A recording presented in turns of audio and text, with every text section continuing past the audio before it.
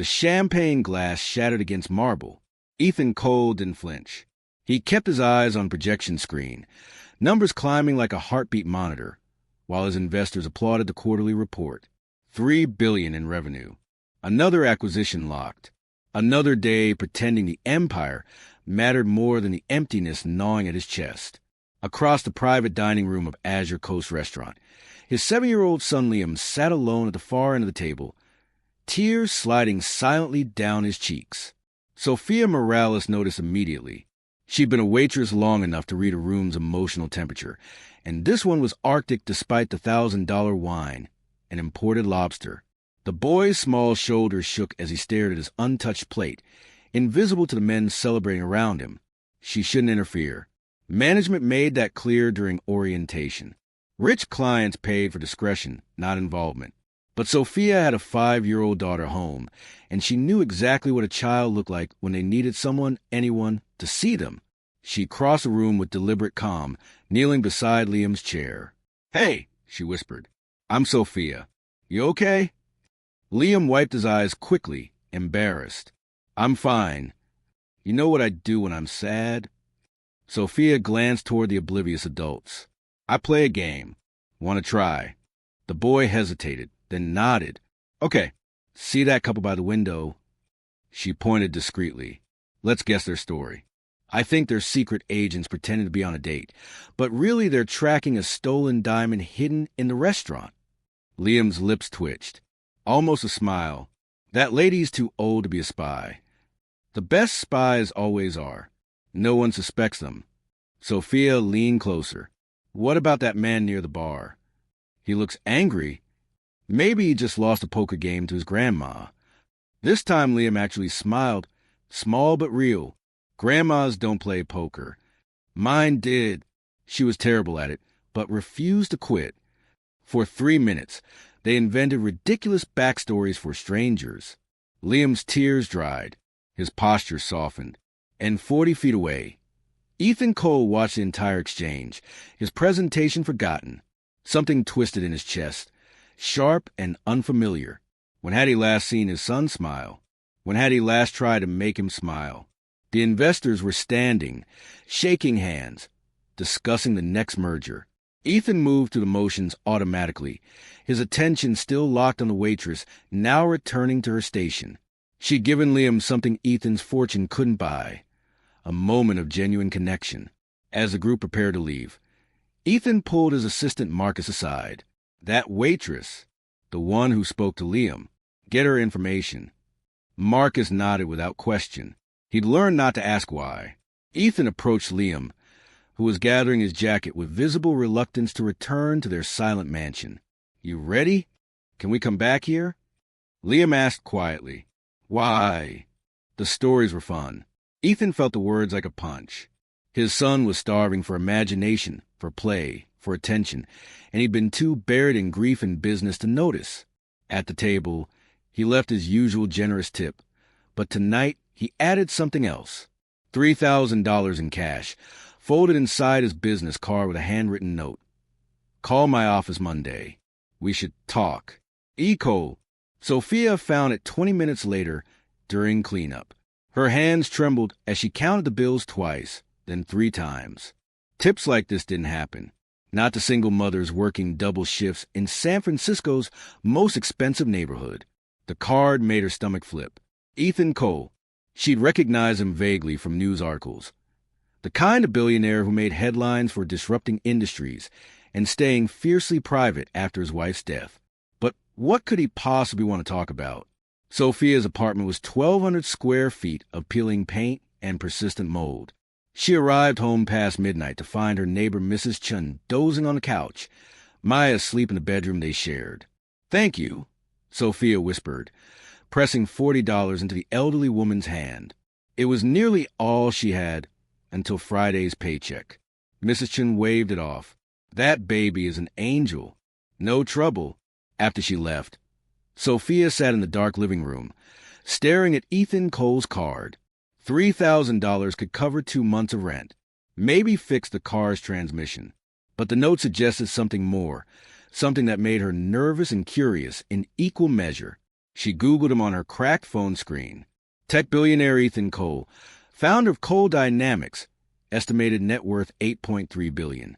Widower after wife Victoria Cole died in private jet crash, 2022.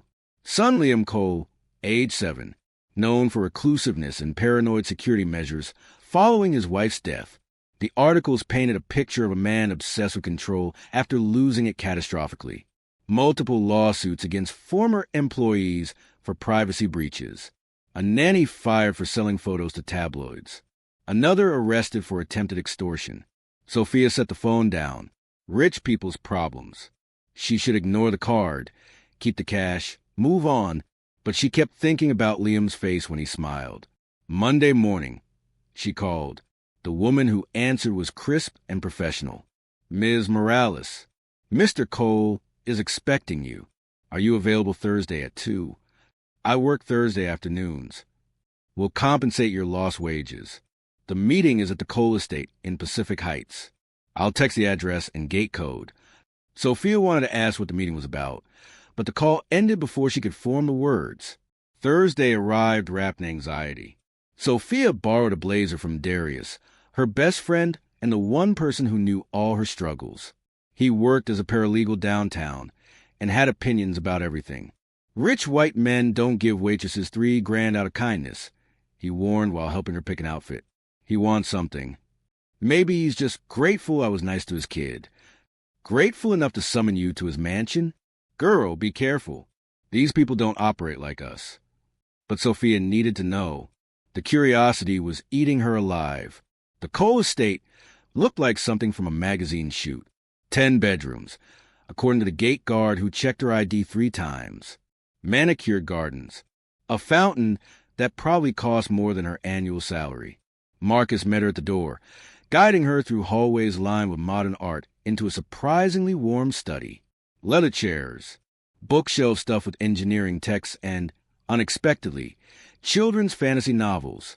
Ethan entered moments later, Liam trailing behind him. "Thank you for coming," Ethan said, gesturing to a chair. His voice was measured, controlled. "I'll be direct. I'm not offering you a corporate position." Sophia's confusion must have shown because he continued quickly. "I'm offering you something unusual, a role that doesn't have a clear job description." He glanced at his son. Liam has been struggling since his mother died. Therapy helps, but he needs more than clinical intervention. He needs genuine warmth, connection, the thing you gave him last Thursday in about 3 minutes.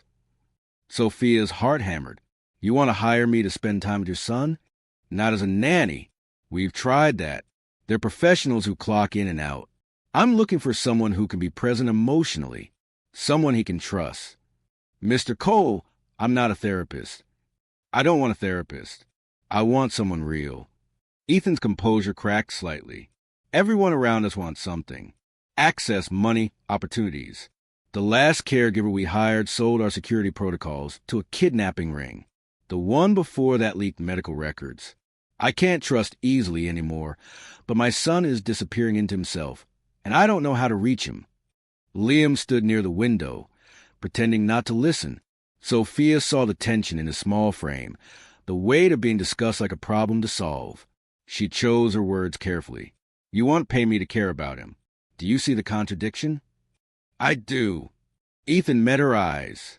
"But I'm hoping genuine care can develop even if the structure starts transactional. You proved you're capable of empathy. I'm asking you to extend that, with the security of knowing your own child will be provided for. My daughter, Maya, right? 5 years old, enrolled at Redwood Elementary."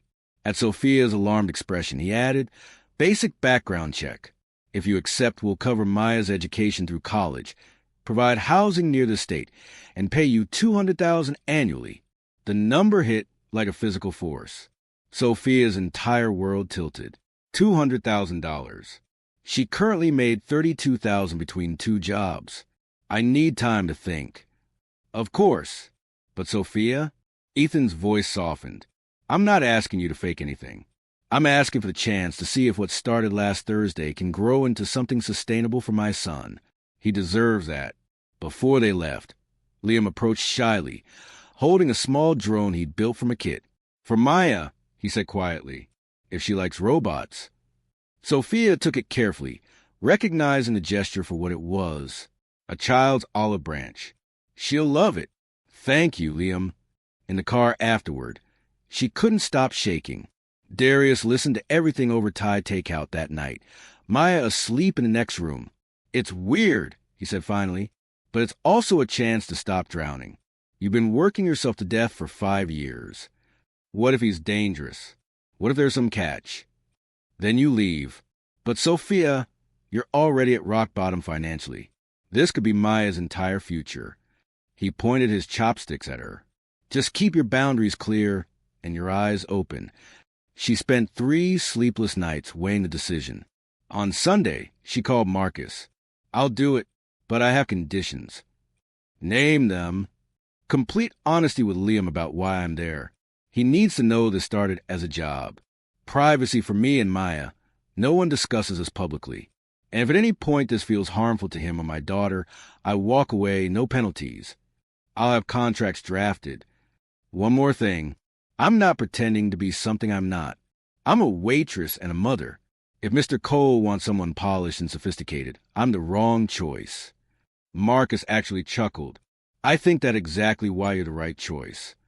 The news leaked within 48 hours. Sophia was loading groceries into her car when the first photographer appeared, shouting questions. Sophia, are you Ethan Cole's new girlfriend? How long have you been seeing him? What about his late wife? She dropped the bag, oranges rolling across the parking lot. 2 more cameras emerged from a van. We're not, I just work for him. But her protests were drowned by clicking shutters and invasive questions. By evening, tabloid sites screamed headlines. Billionaire's new love. Waitress moves in a Cole mansion. The photos made it look intimate, romantic, scandalous. Sophia's phone exploded with calls. Her mother in Phoenix, frantic. Friends from high school, suddenly interested in her life. Strangers sending hate messages about being a gold digger. Marcus called at 9 p.m. Mr. Cole is arranging immediate relocation. For your safety and privacy, he's moving you to the estate tonight. Pack essentials. Tonight? I have a lease. I can't just leave. We'll handle the lease. Please trust me, Ms. Morales. It's not safe where you are. He was right. By 10, 3 news vans had parked outside her building. Mrs. Chen was being interviewed on the sidewalk.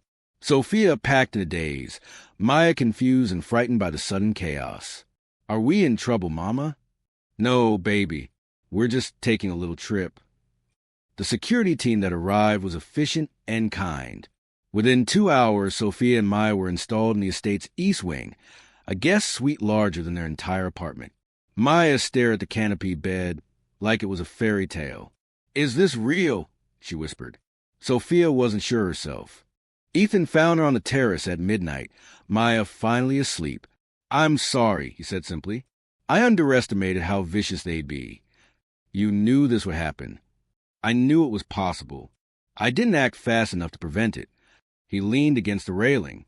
For what it's worth, we'll release a statement tomorrow. You're Liam's companion and Maya's mother, employed by Cole Dynamics. Not my girlfriend, not a romance. Will they believe it? Probably not, but it's the truth. He glanced at her. Are you having second thoughts? Sophia watched the city lights below, thinking about the apartment she'd just left, the life of constant worry. I'm here for Liam. Not for your image, not for headlines. If that becomes impossible, I'm gone. Fair enough. They stood in silence for a moment before Ethan added, He's already asking when Maya can play with him tomorrow. Despite everything, Sophia smiled. Tell him after breakfast. The first month established a rhythm. Mornings with tutors and therapy. Afternoons in the game room or garden, where Liam taught Maya about circuits and robots while she taught him about imaginary friends and playground rules. Evenings with dinner, sometimes including Ethan, often not. Sophia maintained careful boundaries. She was warm but not maternal, present but not possessive. Liam seemed to understand instinctively. He called her Sophia, never anything else, but saved his brightest smiles for when she arrived each morning. The breakthrough came 3 weeks in. Liam had a nightmare screaming for his mother. Sophia heard from her suite and rushed his room, finding him tangled in sheets, sobbing. "I'm here," she said, sitting on the bed's edge. "You're safe. I dreamed the plane was crashing again. Mom was calling me, but I couldn't reach her." Sophia's heart cracked. "That sounds terrifying. Dad says I should talk to Dr. Morrison about the dreams, but I don't want to talk. I just want Mom back." "I know, sweetheart. I know." Liam curled against her side, and Sophia held him, humming the same melody she used for Maya. Gradually, his breathing steadied. She stayed until he slept, then found Ethan standing in the hallway. "Thank you," he said hoarsely. I heard him call out, but I froze. I never know what to say. "You don't have to say anything perfect. You just have to be there." "I'm terrible at that." Sophia studied him in the dim light. For all his wealth and power, Ethan Cole looked lost. "Then maybe learn. He's your son. He needs you more than he needs me." The comment stung, she could tell, but Ethan nodded. "You're right." The next night when Liam had another nightmare, Ethan went to him. Sophia listened from her door as father and son talked quietly, Ethan's voice awkward but trying. It wasn't perfect, but it was real. Progress. Then Veronica Hale arrived like a summer storm. The legal papers came first. A petition for visitation rights, citing concerns about Liam's welfare and the presence of unvetted individuals in his life. The tabloids received copies before Ethan did, spinning it into a custody battle. Sophia Googled Veronica and found a complicated picture. Victoria Cole's younger sister, once close to family, now estranged. Multiple hospitalizations for psychiatric care. A restraining order filed and dropped 2 years ago after an incident Ethan never detailed publicly. "She's not well," Ethan explained in his study. Tension radiating from every line of his body. After Victoria died, Veronica had a breakdown. She became convinced Liam was in danger, that I was somehow responsible for the crash. She tried to take him from school once, said she was rescuing him. Did she hurt him? No, but she scared him badly. The restraining order kept her away, but it expired 6 months ago, and I didn't renew it. I thought she'd moved on. He rubbed his face. "Now she's weaponizing you, claiming you're an opportunist manipulating a grieving child. Maybe I should leave, if I'm making this worse." "You're not." Veronica would find another excuse. She's fixated on control, on inserting herself into Liam's life. Ethan met Sophia's eyes. "I need you to understand something. If this goes to court, they'll investigate everything. Your background, your finances, your relationship with my son. It won't be pleasant. I have nothing to hide." "I know, but they'll try to twist it anyway." The media circus intensified. Paparazzi camped at the estate gates. Sophia couldn't take Maya to the park without cameras following. Liam became withdrawn again, the progress vanishing. The worst moment came on a Tuesday afternoon. Liam overheard Sophia talking to Darius on the phone, explaining the legal situation. "Yes, technically I'm employed by Ethan. That's how this started. But I care about Liam genuinely now, I swear." When she turned around, Liam stood in the doorway, face crumbling. "You're only here because Dad pays you," he said, voice breaking. "You're just like the others. Pretending." "Liam, wait!" But he ran before she could explain, disappearing into the mansion's warren of rooms. Sophia found Ethan in his home office, interrupted a conference call. "We have a problem." She explained what happened. Ethan's expression hardened, then softened into something like despair. "This is my fault. I structured it all wrong from the beginning." They found Liam in the library, hidden behind the astronomy section. Sophia approached slowly while Ethan hung back. "Can I sit?" she asked. Liam didn't respond, but he didn't run. Sophia settled on the floor beside him. "You're right. Your dad did pay me to be here initially. That's true, and I should have made sure you understood that clearly. So everything was fake. The money wasn't fake. But what happened after that was real?" She chose her words carefully. "When I met you at the restaurant, I didn't know who your dad was. I just saw a sad kid who needed someone to notice him. That feeling, that instinct to help, That was genuine. But you wouldn't be here without the money. Probably not, Sophia admitted. I was drowning financially, working 2 jobs, barely keeping my daughter fed. Your dad offered me a lifeline, and I took it. But Liam, somewhere between taking the job and now, I started caring about you for real. Not because I'm paid to, but because you're a smart, kind, funny kid who deserves to be happy. Liam wiped his eyes. How do I know the difference? I guess you can't know for sure. But consider this. I could do this job badly and still get paid. I could show up, follow the rules, keep you safe, and collect my check. Instead, I sit with you during nightmares. I learn about your robot projects, even though I don't understand half of it. I worry about you when you're sad. She paused. That's not in any contract. That's just me caring. Ethan stepped forward then, kneeling beside them. And I failed you. I was so focused on keeping you physically safe that I forgot you needed emotional honesty. Sophia's right. She took a job, but she's giving us something more valuable. And I've been taking it for granted. Liam looked between them. Can you still tell me stories? Like at the restaurant? Sophia smiled, relieved. Every day if you want. Even if Aunt Veronica makes you leave? I'm not going anywhere unless you want me to. That night, they had dinner together, all 4 of them. Maya chattered about her kindergarten class. Liam showed Ethan his latest circuit board design. Sophia watched them interact, seeing the rigid control in Ethan start to crack, something gentler emerging. Maybe this could work. Maybe it already was working. Then Veronica requested a private meeting. The message came through her lawyer, surprisingly cordial. She wanted to talk to Sophia directly, woman to woman, without attorneys or Ethan present. Just coffee and conversation. Absolutely not, Ethan said immediately. It's a trap. Or maybe she just needs to be heard, Sophia countered. Everyone keeps making decisions about her, without talking to her. What if she just wants to understand what's happening with Liam? She's unstable, potentially dangerous. Then I'll meet her in a public place with security nearby. But Ethan, this hostility is hurting Liam. He feels caught between people who love him.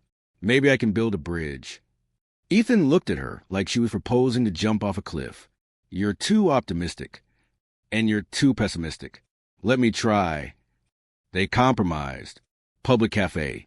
Security in the next booth. GPS tracker on Sophia's phone. Veronica arrived 15 minutes late, impeccably dressed, blonde hair perfect. She looked nothing like Victoria from the photo Sophia had seen. Where Victoria had been dark and bold, Veronica was pale and delicate. Thank you for coming, Veronica said, sitting across from Sophia. I know Ethan thinks I'm insane. He thinks you're hurting. Same thing to men like him. Veronica ordered tea, hands trembling slightly. I love my sister. When she died, part of me died too. And Liam, he's all that's left of her. I just want to be part of his life. That's understandable. But Ethan shut me out, said I was unstable, dangerous. All because I had a panic attack at Liam's school. I wasn't trying to kidnap him. I was trying to comfort him. He looked so sad. Sophia heard the pain, but also something else. An edge of obsession. Why did you file the legal petition? Sophia asked gently. You could have talked to Ethan first. He wouldn't listen. He never listens. He thinks money solves everything, including grief. Veronica's eyes hardened. And then you showed up, some waitress from nowhere, suddenly playing mother to my nephew. Do you have any idea how that feels? I'm not trying to replace Victoria. Aren't you? You're living in her house, caring for her son, probably sleeping with her husband by now. That's not true. I'm an employee. Please. Veronica laughed bitterly. Ethan doesn't hire employees. He buys loyalty. And you sold yours cheap. The conversation deteriorated from there. Veronica's agitation grew, her voice rising until other patrons stared. Sophia tried to de-escalate, but it was like reasoning with a storm. I just want to see Liam, Veronica insisted. That's all. He's my family. Then work with Ethan's lawyers. Find a supervised arrangement. I don't need supervision. I'm not dangerous. But her hands were shaking violently now. Tea spilling. You're all trying to erase me. Keep me away from the only person I have left. Security intervened before things escalated further, gently guiding Veronica out while Sophia sat frozen, heart racing. She called Ethan from the car. You were right. I'm sorry. What happened? She's in pain, but she's also not stable. I don't know how to help her. The real crisis came 3 days later. Liam's school called mid-morning. Veronica had appeared at pickup, claiming she had permission to take Liam home. When staff refused, she became belligerent, insisting she was family and had rights. Police were called. By the time Sophia and Ethan arrived, Veronica was in handcuffs, crying hysterically while Liam watched from behind the principal's desk, terrified. I just wanted to see him, Veronica sobbed. I just wanted to talk to him. Why is that a crime? The officers were professional but firm. Ma'am, you need to calm down. Ethan went straight to Liam, pulling him into a fierce hug. You're okay. You're safe. Sophia approached Veronica carefully while everyone else focused on Liam. Veronica, look at me. The woman's eyes were wild, mascara streaked. You're scaring him, Sophia said quietly. This isn't helping. If you love Liam, you need to get help first. Real help. I don't need help. I need my family. Your family needs you to be well. Can you do that for Liam? Something in Veronica's expression cracked. She looked at her nephew, saw his terrified face, and the fight drained out of her. I didn't mean to scare him. I know, but you did. The officers led her away. Emergency psychiatric hold, 72 hours. The legal petition was suspended pending evaluation. In the car afterward, Liam said something that broke Sophia's heart. She's not evil. She's just sick, like Mom was sick before she died. Ethan pulled over, turning to look at his son. What do you mean? Mom had nightmares too, and sometimes she couldn't breathe right. She took pills for it. She told me everyone's brain works differently, and that's okay. Liam's voice was small but steady. Aunt Veronica's brain works differently too. Maybe she needs better pills. The wisdom from a 7-year-old stunned them both. You're right, Ethan said finally, and I'm sorry I didn't see that sooner. I was so focused on protecting you that I forgot to see Veronica as a person who's suffering. Can we help her? We can try. But first, we have to make sure she can't hurt herself or you while she's getting better. Liam nodded, seemingly satisfied. That night, Ethan found Sophia on the terrace again, their unofficial meeting spot for difficult conversations. He's more emotionally intelligent than I'll ever be, Ethan said, handing her a glass of wine. He gets it from somewhere. Not me. I've been running on autopilot for 3 years. Work, security, control. I thought if I managed everything perfectly, I could prevent more tragedy. He stared at his glass. But I can't. That's not how life works. So what now? Ethan turned to her, and Sophia saw something new in his expression. Vulnerability. I'm ending your employment contract. Her stomach dropped. What? I don't want you to work for us anymore. He set down his glass carefully.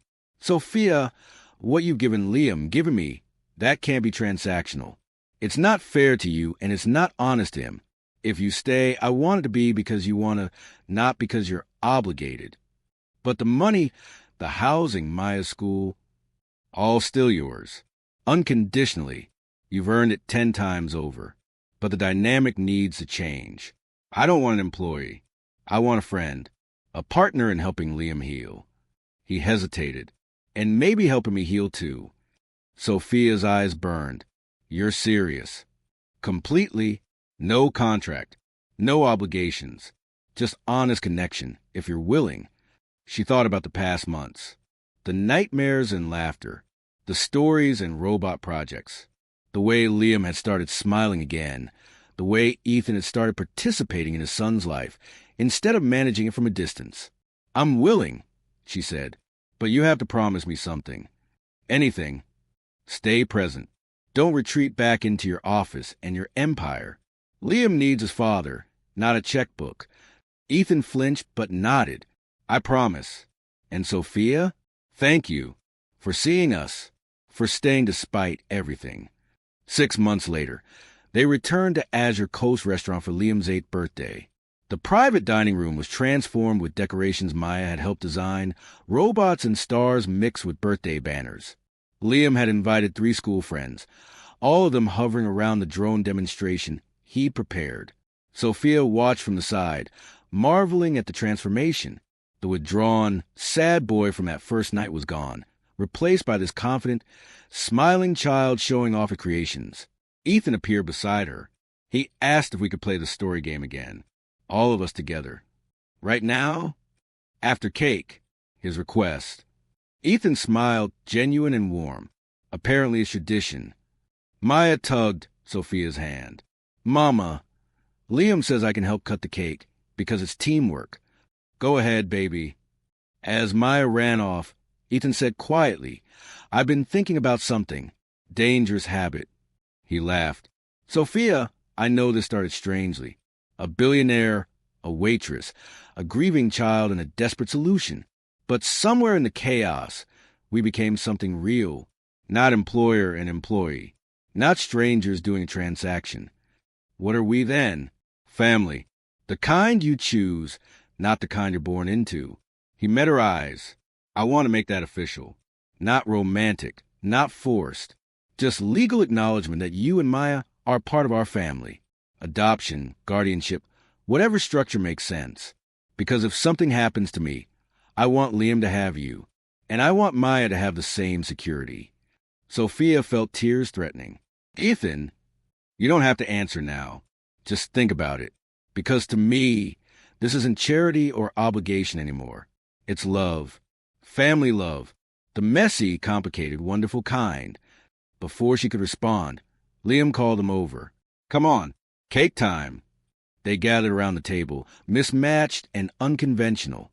A billionaire father learning to be present. A waitress turned guardian learning to trust wealth. 2 children teaching adults how to play again. After cake, they played the story game, inventing elaborate backgrounds for the other diners. Liam decided the couple by the window were time travelers. Maya insisted the bartender was secretly a wizard. Ethan suggested the chef was training for a cooking competition on Mars. Sophia watched them laugh together. These people who'd been strangers 8 months ago, now intertwined in ways that matter more than blood or paperwork. When the waiter brought the check, Liam said, Dad, leave a really good tip, like you did for Sophia. Ethan smiled. Why? Because you never know who needs kindness.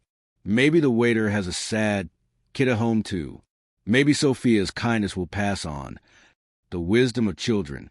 Ethan left a $5,000 tip and a note. Thank you for helping us celebrate. Pass it forward if you can. Outside, the city sparkled under evening lights.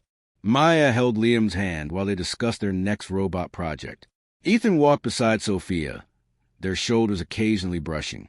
I have an answer, Sophia said quietly, to your question about family. Yes, legal, official, whatever it takes. Because you're right. This is real. She smiled. We're real.